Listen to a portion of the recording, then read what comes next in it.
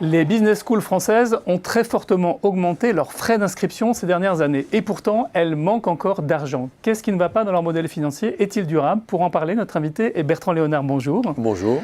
Vous êtes ancien président de la Fondation HEC et vous êtes président du groupe de prépa privé IPSUP. Alors d'abord, qu'est-ce qui change en ce moment? Qu'est-ce qui perturbe le modèle d'affaires des business schools françaises? Alors, le premier point, c'est que l'actionnaire majoritaire pour beaucoup d'écoles de commerce, c'est historiquement les chambres de commerce.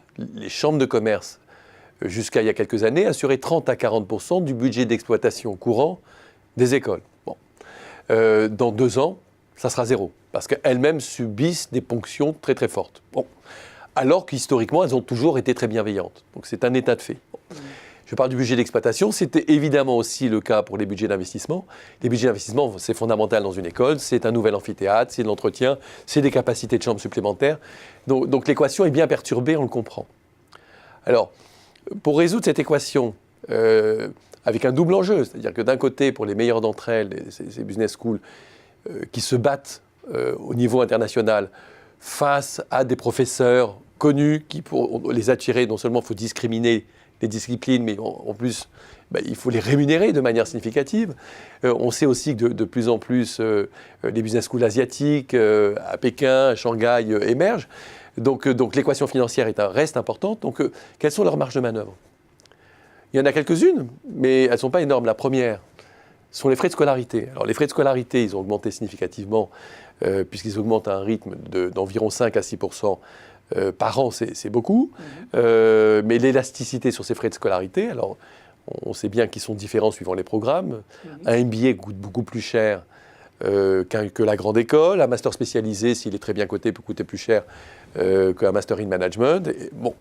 Donc il y a effectivement une diversité dans les programmes. On peut augmenter les frais de scolarité, mais l'élasticité est limitée par l'accessibilité à la fin de ces programmes, notamment la dimension sociale, la diversité sociologique qui doit être maintenue.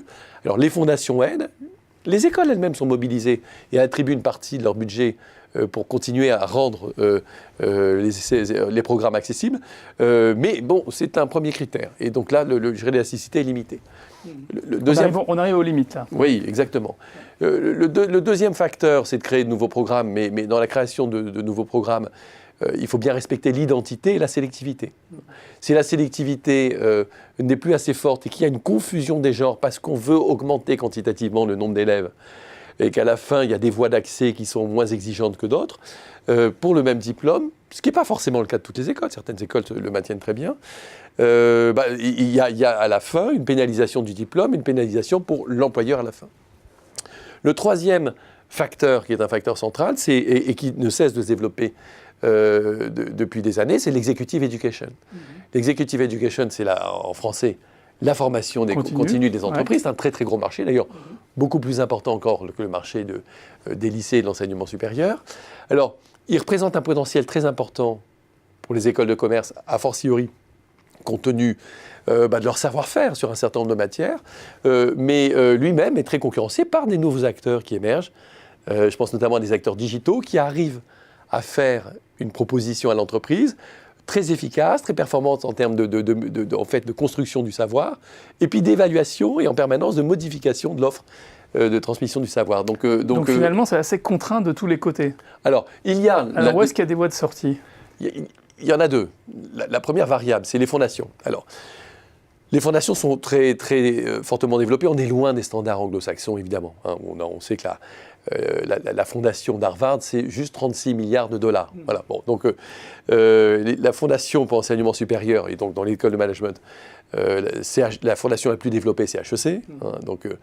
Puisque à peu près chaque année, elle arrive à collecter entre les entreprises et les alumni environ 11 à 12 millions d'euros. C'est très significatif, ça. Il faut rappeler que c'était rien il y a 10 ans, ou quasi, ou très peu de choses. Donc il y a eu un mouvement énorme. Alors, la condition, et ça c'est un point important, pour que les fondations soient pérennes et pour que tant les entreprises que les alumni soient motivés, c'est qu'il y ait un endowment, c'est qu'il y ait un fonds de réserve. Et parce qu'elles veulent bien elles veulent que leur don, il ait un sens dans la durée, que ça soit pour aider des boursiers, pour aider la recherche. Qu'il ne soit pas consommé dans les dépenses courantes chaque année, quoi. Voilà. Bon, donc une partie, oui, mais pas la totalité. Bon. Donc la fondation, les fondations, elles peuvent encore mobiliser une grosse partie du réseau d'alumni. Il y a encore beaucoup mieux à faire et ça prendra des années, ça sera long. Mais en tout cas cause, la constitution de fonds de réserve, qui peuvent du reste être des quasi-fonds propres de l'école modèle anglo-saxon, prendra des décennies à se construire. Donc il y a quand même un effet de ciseau qu'il va falloir passer dans les prochaines années. Bertrand Léonard, merci pour cet éclairage. Je vous en prie.